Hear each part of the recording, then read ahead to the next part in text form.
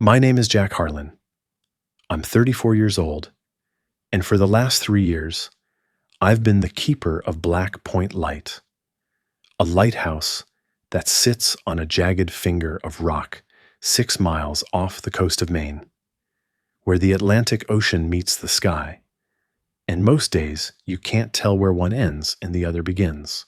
The official title is Lighthouse Preservation Specialist, which sounds more impressive than it is. What it actually means is that I live alone in an 1872 granite tower with a 1,000-watt rotating beacon, a diesel generator that breaks down every other week, and exactly 0 human contact, unless you count the ferry captain, who drops supplies every Thursday at 10 a.m., weather permitting. I didn't always live like this. 3 years ago, I had a wife, a life, a future that looked like something other than endless fog and the rhythmic sweep of light across empty water. Her name was Sarah. She died on November 14th at 2:17 in the afternoon when her car went off the mainland bridge during the first ice storm of the season. I was in Portland buying supplies, our monthly trip to civilization, the one day each month we spent apart. I came home to an empty cottage, a Coast Guard chaplain standing in my doorway with his hat in his hands, and the kind of silence that drowns you from the inside out. They said it was black ice. Said the driver never saw her. Said she died instantly, like that was supposed to make it better. I took the lighthouse keeper job 6 months later because I needed to be somewhere Sarah had never been, somewhere the memories couldn't follow me. Turns out memories don't care about geography. They follow you anyway. It's 4:47 a.m. now, same as every morning. The alarm doesn't even wake me anymore. My body just knows. I've been up since 4:15, lying in the dark, listening to the wind howl against the tower like something alive and angry.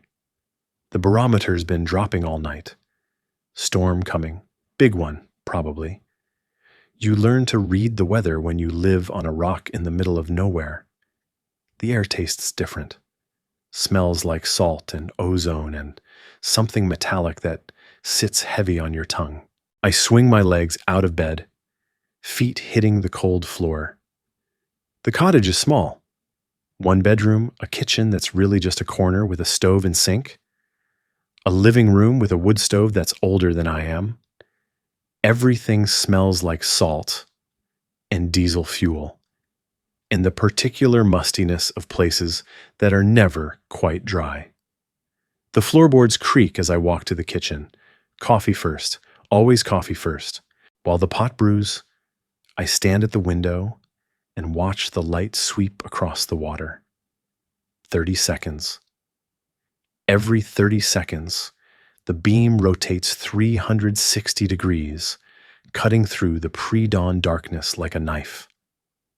I've watched that light spin 5,256,000 times in 3 years. I know because I counted once during a particularly bad winter when the isolation made me crazy enough to need something concrete to hold on to. The birdhouse is still on the mantel above the wood stove. Sarah made it during our last summer here together, back when this was supposed to be temporary, back when we were still pretending the isolation wasn't killing us. Cedar sides, copper roof, she hammered herself, a little door that swings open when the wind hits it right. Inside, she carved Harlan Light, forever home, with a wood-burning tool I gave her for her birthday. I can't look at it without feeling like someone's driving a spike through my chest. But I can't move it either. It's been exactly where she left it for 3 years, 2 months, and 17 days. The coffee finishes brewing. I pour a cup.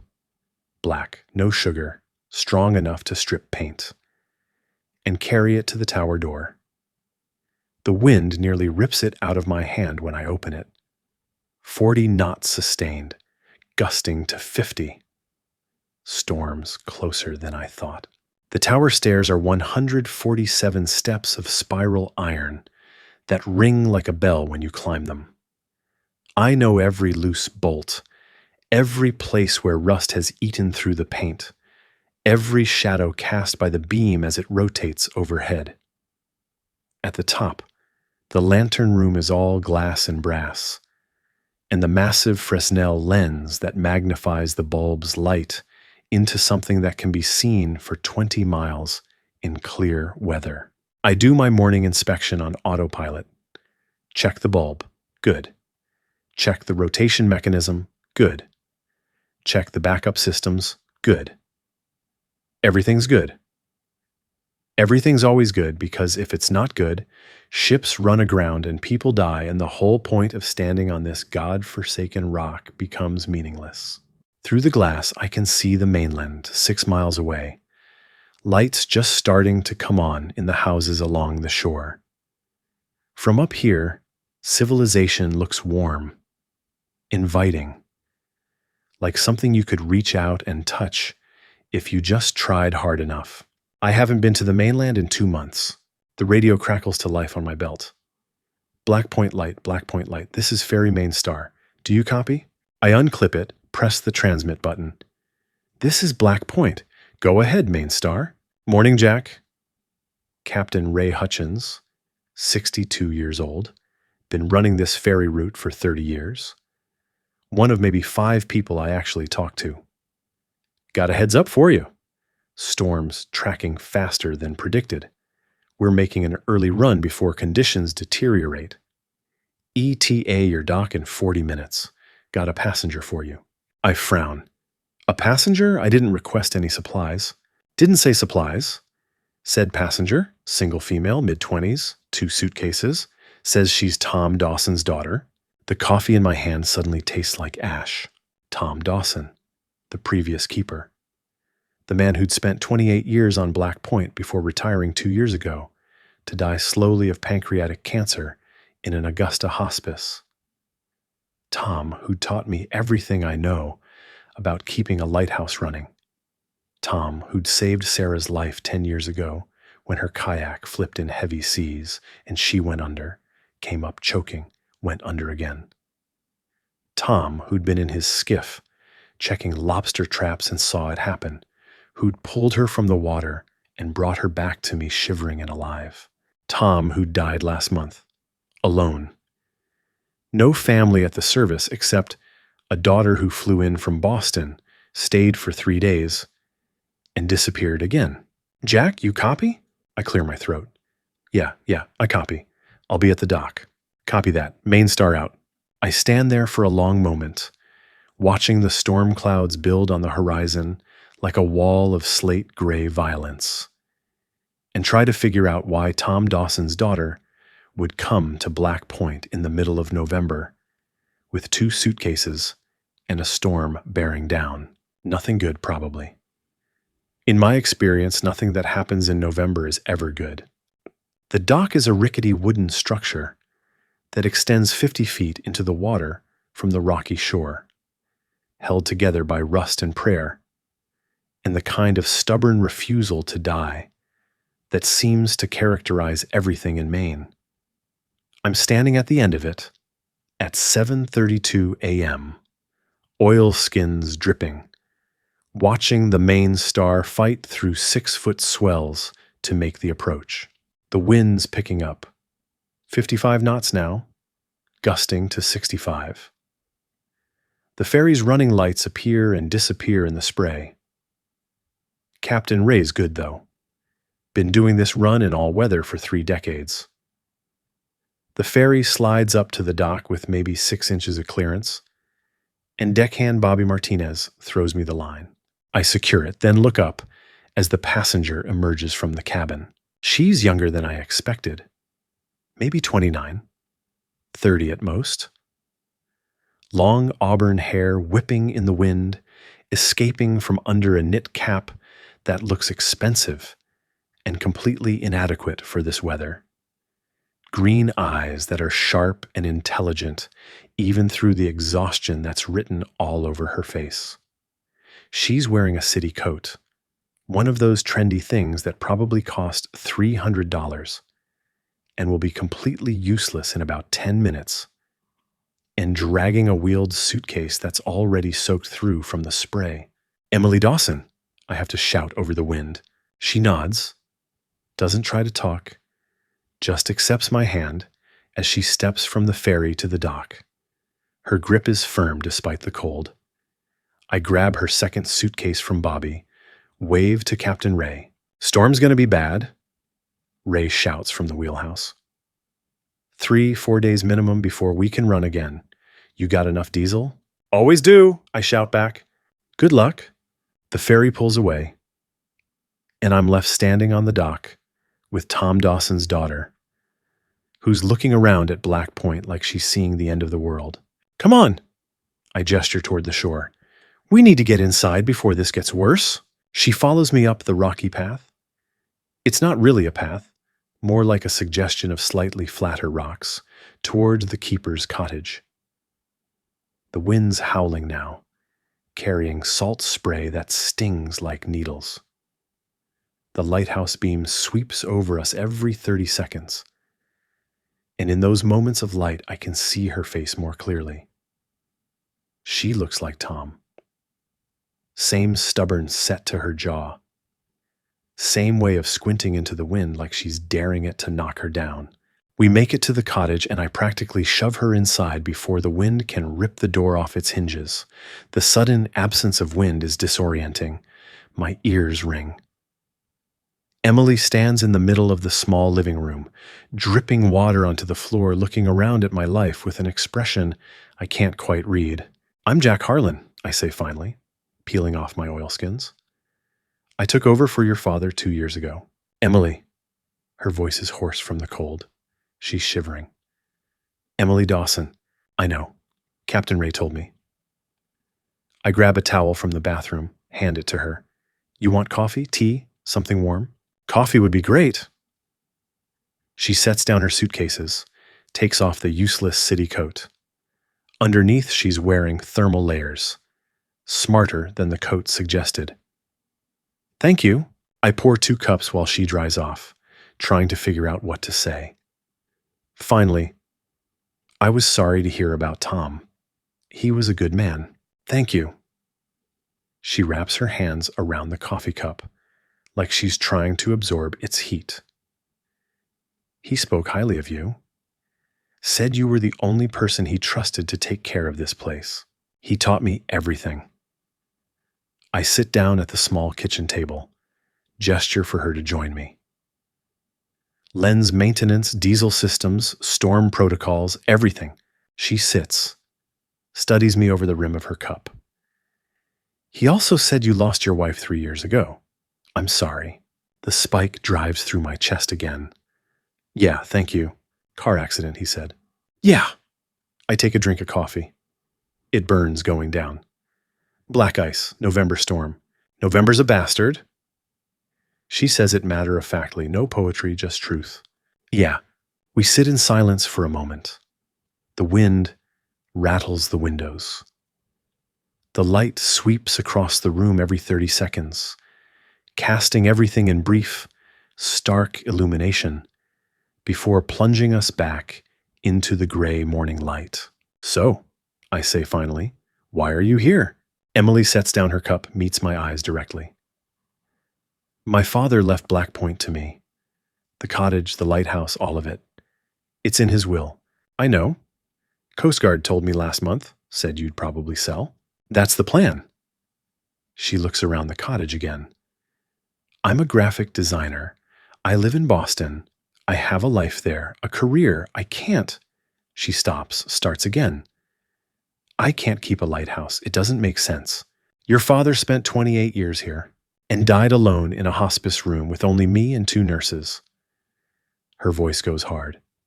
"No wife, no grandchildren, just this rock and the ocean and a lifetime of isolation. I have no answer for that." Sarah said almost the same thing. Those last 6 months. I want a life, Jack. A real life. With people in grocery stores and restaurants that aren't 2 hours away by ferry. I want to have coffee with friends and not schedule it around weather patterns. The cottage is yours, I say finally. Technically, but the lighthouse itself belongs to the Coast Guard. They contract keepers. If you sell the cottage, I'll probably get reassigned somewhere else. Would that be so bad? I look out the window at the storm building on the horizon, at the light sweeping faithfully across the dark water, at the life I've built from grief and diesel fuel and routine. I don't know, I admit. This place, it's all I have left. Something flickers in Emily's expression, understanding maybe, or recognition. How long are we stormbound? 3 days minimum, maybe 4? She nods slowly. Then I guess we have time to figure this out. The storm hits full force at 2 p.m., 70-knot winds, sustained, seas building to 20 feet. The cottage shakes, like it's trying to tear itself off the rock.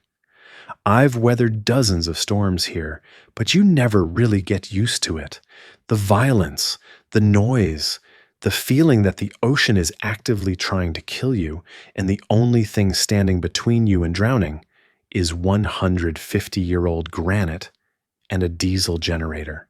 Emily's in Tom's old room, the second bedroom, barely big enough for a bed and dresser. I gave her the afternoon to settle in, to process whatever she's processing. Now I'm in the tower, doing the evening inspection, when the radio crackles. Mayday, mayday, mayday. This is fishing vessel Sparrow. Position 43.42 north, 68.15 west. Engine failure, taking on water. 3 souls aboard. Request immediate assistance. I grab the mic. Fishing vessel Sparrow, this is Black Point Light. I copy your mayday. What is your status?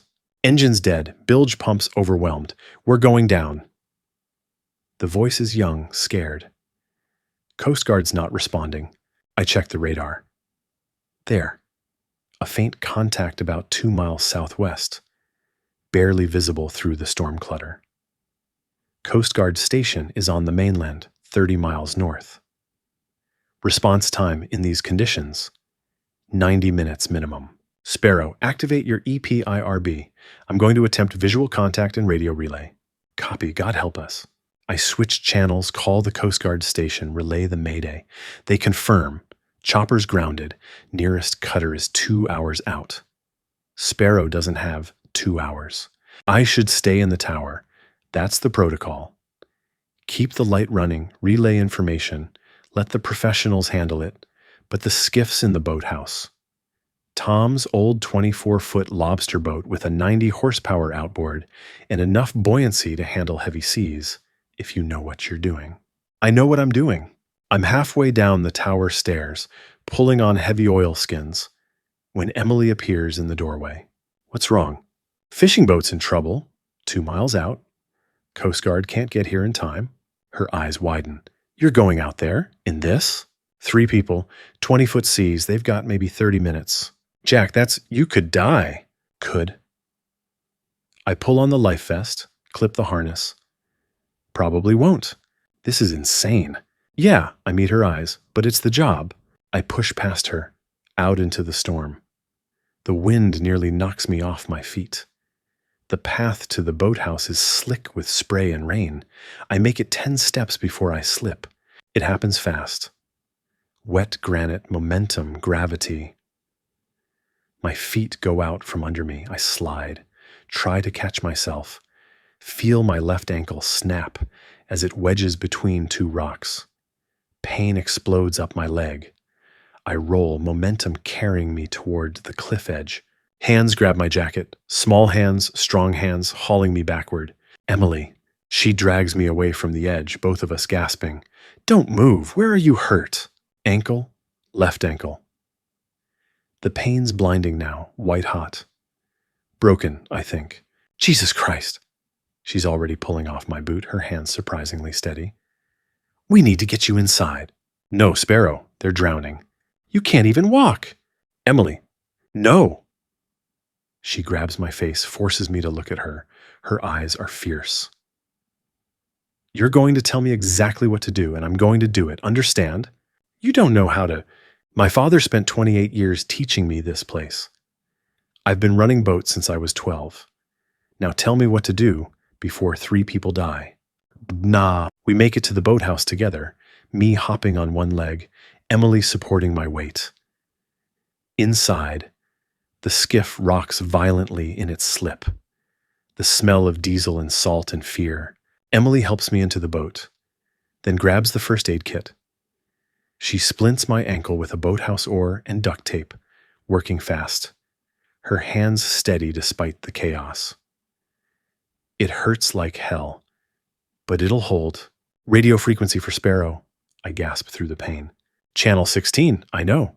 Course is 225 degrees southwest, 2 miles. Follow the radar. I know. Keep the bow into the waves. If you take one broadside, we flip. I know, Jack. She's already at the helm, hitting the starter. The outboard coughs, catches, roars to life. Hold on! She opens the boathouse doors. The ocean beyond is chaos, white water, spray, waves that look like mountains. Emily doesn't hesitate. She guns the throttle, and we shoot out into hell. I've been on the water in heavy weather before, but watching someone else drive while you're injured and useless is a special kind of terror. Emily handles the skiff like she was born to it. She reads the waves, times the throttle, keeps us pointed into the worst of it. Salt spray blinds us. Wind screams. The engine roars. There! I point. Running lights faint through the rain. The Sparrow, listing heavily, barely above water. Emily brings us alongside. Perfect approach, textbook execution. I throw the line. 2 men grab it, haul us close. The third person is a kid, maybe 16, pale with fear. Get them aboard, I shout. Emily holds course while I drag them in one by one. The men first, then the kid. Behind us, Sparrow groans, rolls, starts to go under. Go, go, go, I yell. Emily opens the throttle. We clear the sinking boat with maybe 20 feet to spare. It goes down fast. Stern first, then the whole thing. Swallowed by the Atlantic like it never existed. The trip back is worse. Heavier boat, injured leg, exhaustion setting in. But Emily doesn't falter. She finds Black Point's beacon, homes in on it, brings us into the boathouse with maybe an inch of clearance on each side. We get everyone inside the cottage. The 2 fishermen are hypothermic but alive. The kid is crying. Emily gets them warm clothes, hot coffee, blankets from the emergency supply. Then she turns to me, standing in the doorway on one leg, and her face crumples. Don't you ever do that again, she says, and bursts into tears. I pull her close, feeling her shake against me, this fierce woman who just saved 4 lives, including mine. And something I thought died with Sarah 3 years ago stirs weakly back to life. Thank you, I whisper into her hair. You're welcome, she says. You stupid, heroic idiot. The Coast Guard helicopter arrives an hour later, takes the 3 fishermen to the mainland hospital. The storm rages for 2 more days.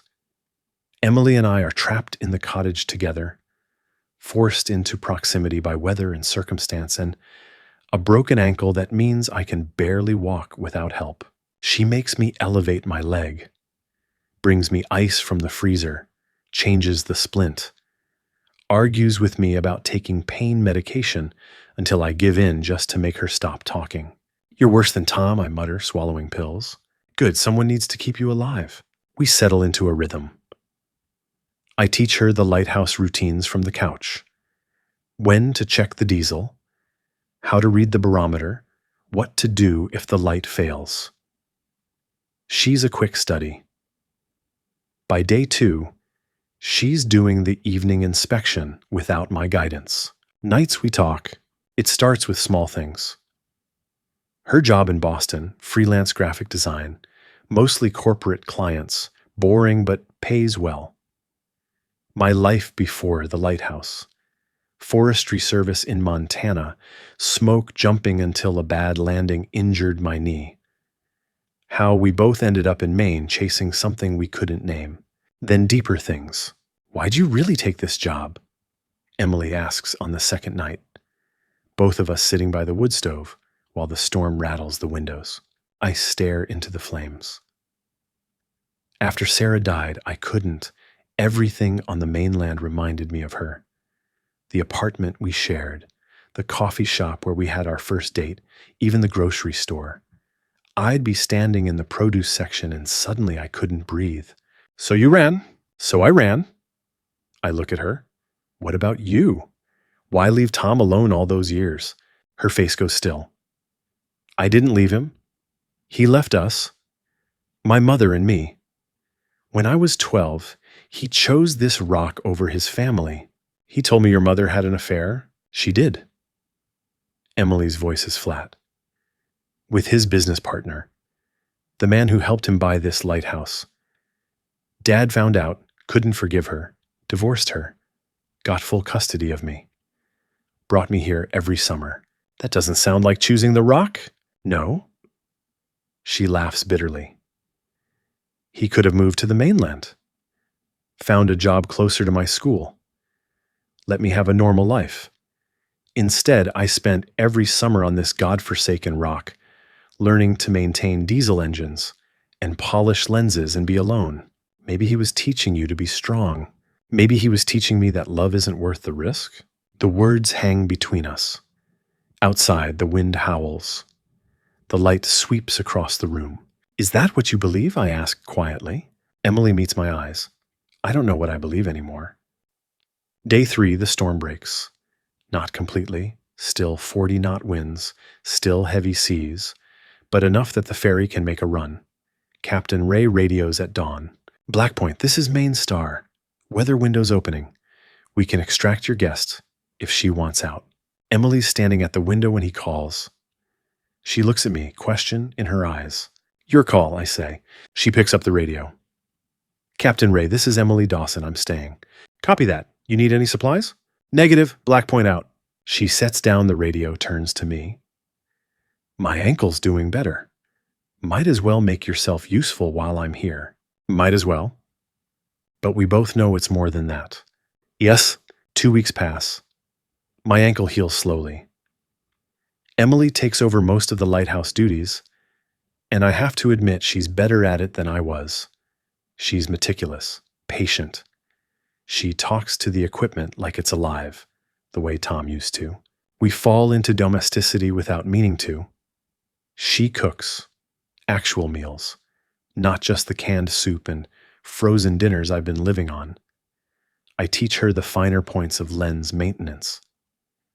We drink coffee in the morning watching the sunrise. Play cards at night by kerosene lamp when the generator's off. One night, she finds the birdhouse. Sarah made this? She's holding it carefully, examining the carving. Last summer, before she died, she wanted... I stop, swallow hard. She wanted kids. A house with a yard, neighbors. I couldn't give her that. Why not? Because I'm good at this. Keeping lights burning, living alone. I'm not good at the other stuff. The husband stuff, the father stuff. Emily sets down the birdhouse, sits beside me on the couch. Jack, you saved 3 people in a storm with a broken ankle. You keep this lighthouse running in conditions that would break most people. You're good at a lot more than you think. Sarah didn't think so. Maybe Sarah wanted something you couldn't give. That doesn't make you broken.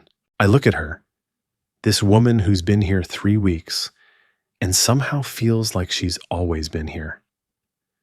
Why are you really staying? She's quiet for a long time.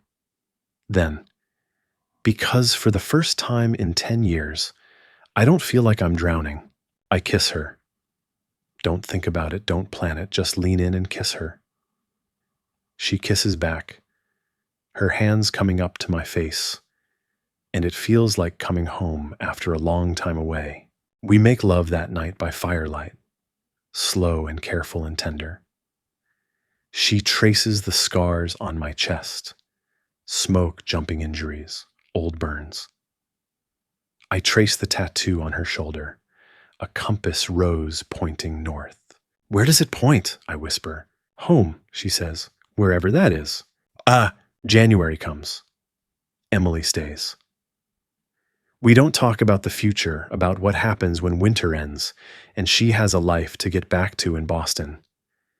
We just exist in the present. Lighthouse routines, storms, quiet mornings. Then January 12th changes everything. Emily's cleaning out Tom's old room, sorting through boxes she's been avoiding. I'm in the tower, polishing the lens, when I hear her scream. I'm down the stairs in seconds, ignoring the pain in my still healing ankle. Emily's sitting on Tom's bed, white-faced, holding a manila envelope. What's wrong? She hands it to me without speaking. Inside, a police report, dated November 14th, 3 years ago. Traffic accident on the mainland bridge. Vehicle 1, Sarah Harlan, age 31. Deceased at scene. Vehicle 2, Deborah Langston, age 55, minor injuries. Deborah Langston, Emily's mother. I don't understand, I say slowly. Keep reading. Witness statements, clear roads, no black ice. Video from bridge camera. Sedan rear ends Sarah's car at high speed. Pushes it through the guardrail. Driver fled the scene. Arrested 6 hours later. Blood alcohol, 0.12. Your mother was drunk, I say. The words feeling like they're coming from someone else's mouth. She killed your wife. Emily's voice is empty. And my father covered it up. There's more in the envelope. Legal documents, settlement agreement. Tom Dawson paid the mechanic who inspected the crash to report faulty brakes on Deborah's car. Paid the local prosecutor to accept a plea deal. Reckless driving. 6 months house arrest. No jail time. He protected her, Emily whispers. After everything she did to him, he still protected her. Why? For me. Tears stream down her face. So, I wouldn't grow up knowing my mother was a killer, so I wouldn't... She stops, breathing hard. He gave up everything to keep this secret. That's why he stayed here. That's why he never left. He was hiding. I'm numb. The room spins. 3 years. 3 years I've been blaming myself, blaming black ice, blaming fate. And it was a drunk driver. A woman who got away with it because Tom Dawson decided his daughter's innocence was worth more than justice. Jack, Emily reaches for me. Don't. I pull away, stand up, my ankle screams. Don't touch me. I didn't know. I swear to God, I didn't. Your father knew. Your mother knew. I'm moving toward the door, toward my truck keys. Everyone knew except me. Where are you going? Mainland. Ferry leaves in 2 hours. Jack, please. But I'm already gone, door slamming behind me, leaving her in Tom's room, surrounded by the truth that just destroyed us both. The ferry ride takes forever. Captain Ray doesn't ask questions, just gives me a thermos of coffee and leaves me alone at the rail. The mainland looks foreign, hostile. I haven't been here in 3 months. I drive north on autopilot, Portland, Augusta. The nursing home where Deborah Langston has been living for the past 6 months, dying of pancreatic cancer just like Tom did. Because apparently, God has a sense of humor. She's in room 237, frail, oxygen tubes. But her eyes are sharp when I walk in. Jack Harlan, she says, not a question. You know who I am? Tom showed me pictures when he still visited. She coughs, the sound wet and painful. I was wondering when you'd figure it out. You killed my wife. Yes, the simple admission is worse than any excuse would have been. You were drunk. Yes. You fled the scene. Yes. She closes her eyes. I was driving back from a bar. First time I'd had a drink in 15 years. Stupid, selfish. I saw her car too late, hit my brakes, not fast enough. She went through the guardrail. I panicked, drove home. Tom found me 2 hours later and covered it up. I begged him not to, told him to let me face the consequences. He said Emily had already lost enough, that she deserved better than a mother in prison. Deborah opens her eyes and they're full of tears. He was wrong. She deserved the truth. Why are you telling me this? Because I'm dying. Because Tom's dead. Because the lies don't matter anymore. She reaches for my hand. I don't pull away. I'm sorry. That's meaningless. I know, but I'm sorry. I stand there, holding the hand of the woman who killed Sarah, and feel nothing. No rage, no grief, just emptiness. Emily doesn't know you're here, does she? Deborah asks. No, she stayed on Black Point. How did you... Tom called me every week until he died, told me everything, how you took over the lighthouse, how you were drowning in grief, how he hoped Emily would go there, find the records, tell you the truth. He thought... She stops, crying now. He thought maybe you two could save each other by destroying us with the truth, by letting you choose, with all the information, whether to forgive, whether to love, whether to let the past stay dead or let it kill the future too. I pull my hand away. I can't forgive this. I'm not asking you to forgive me. I'm asking you to not let my mistake destroy what you and Emily have. We don't have anything. Don't you? I drive back to Black Point in the dark. The ferry's last run of the day. Captain Ray doesn't ask where I've been. The lighthouse beacon is visible 10 miles out, sweeping faithfully across the black water. The cottage lights are on when I pull up. Emily's silhouette moves past the window. I sit in the truck for a long time, engine ticking as it cools, trying to figure out what to say. Finally, I go inside. She's at the kitchen table, eyes red from crying, surrounded by Tom's records.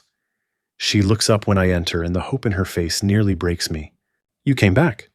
Yeah, I thought you were gone for good. I sit down across from her, exhausted. I went to see your mother. Emily goes pale. You what?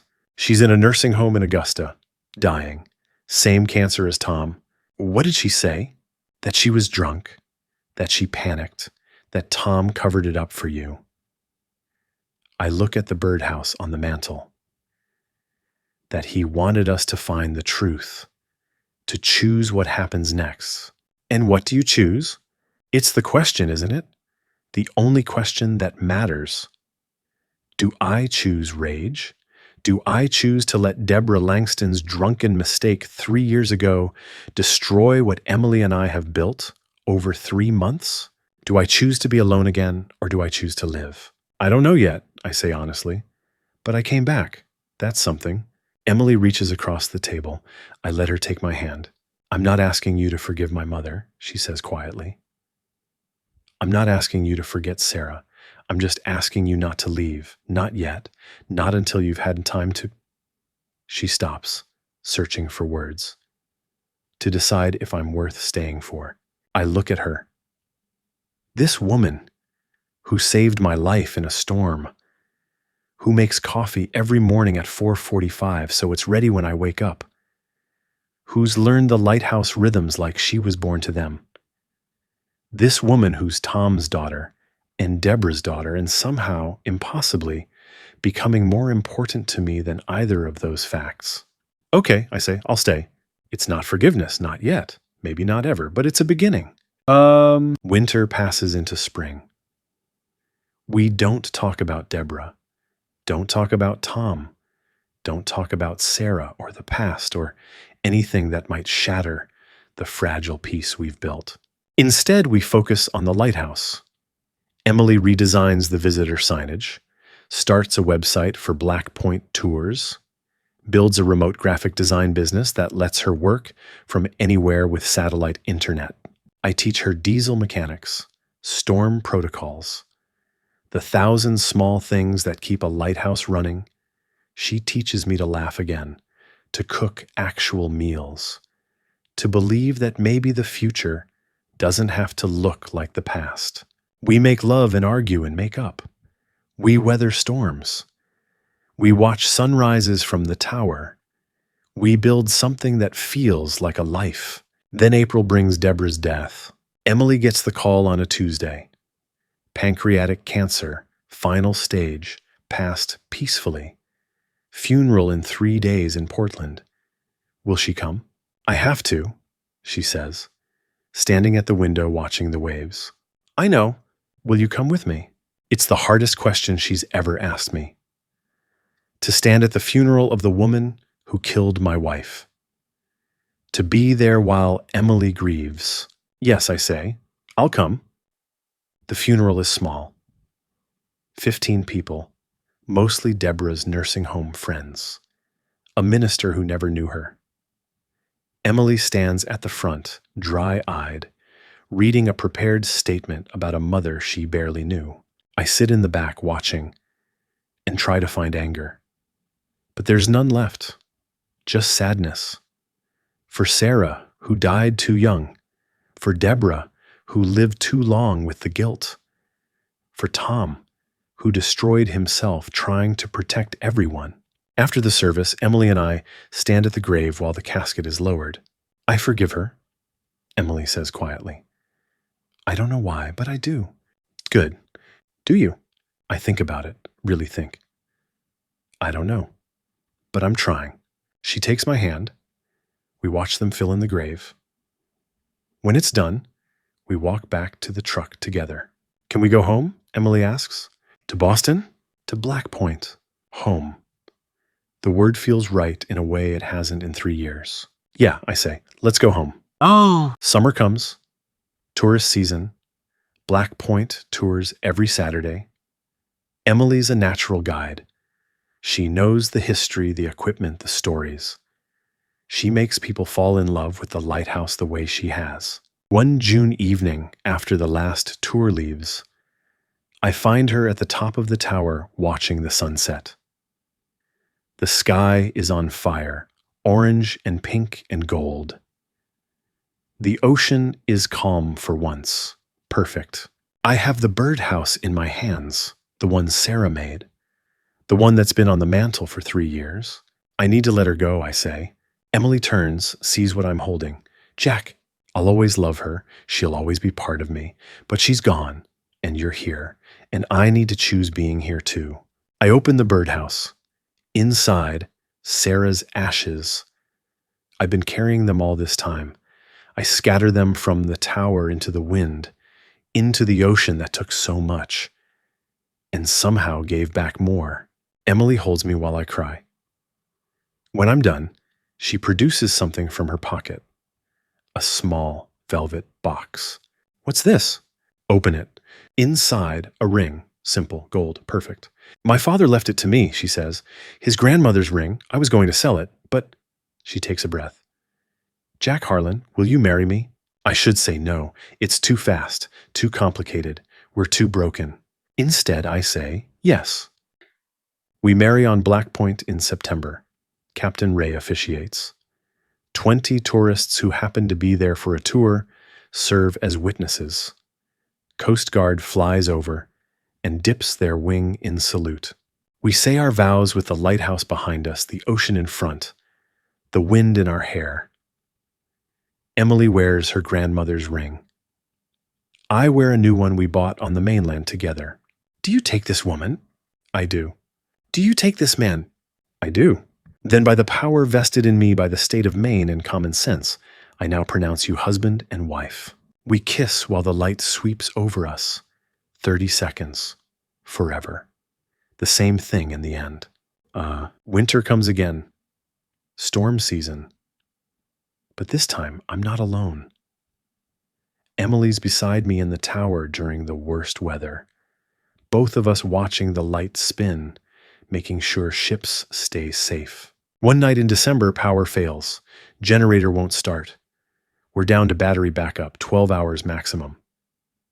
I'm in the engine shed covered in diesel, swearing, when Emily appears with a toolbox. What are you doing? I ask. Helping. She crouches beside me, flashlight in her teeth. Dad showed me this once. There's a bypass valve. Together we get it running. The generator roars to life. The light spins bright and true. We stand outside, covered in grease, watching the beam sweep across the storm. Emily's hand finds mine. You know what I just realized, she says. What? This is the first storm I haven't been afraid of. Because you're here. Because we're here. I'm still scared sometimes, I admit. Me too, but we're scared together. That's different. Yeah, it is. Spring again. 1 year since Deborah's funeral. Emily's building a garden in the small plot behind the cottage. Tomatoes, herbs, flowers. I'm in the tower watching her work when Captain Ray radios. Black Point, this is Maine Star. Got a delivery for you. What kind of delivery? The kind that cries and poops and needs bottles every 3 hours? I nearly drop the radio, run down to the dock. The ferry pulls up, and there's a woman from the adoption agency holding a bundle wrapped in blue. Mr. Harlan, meet your son. Emily's behind me, having heard the radio. She's crying. I'm crying. We take the baby together, 3 months old, born to a mainland mother who couldn't keep him, placed with us after 6 months of paperwork and interviews and waiting. What do we name him? Emily whispers. I look at the lighthouse, the tower, the place that saved us both. Thomas, after your father. Thomas Harlan. She tests it, smiles. Tom for short. We carry him into the cottage. Sarah's birdhouse is gone now, replaced by a new one Emily and I built together. Above the door it reads, Harlan Light, home. The baby cries. The light spins. The ocean roars. And for the first time in 3 years, I'm not just surviving. I'm living.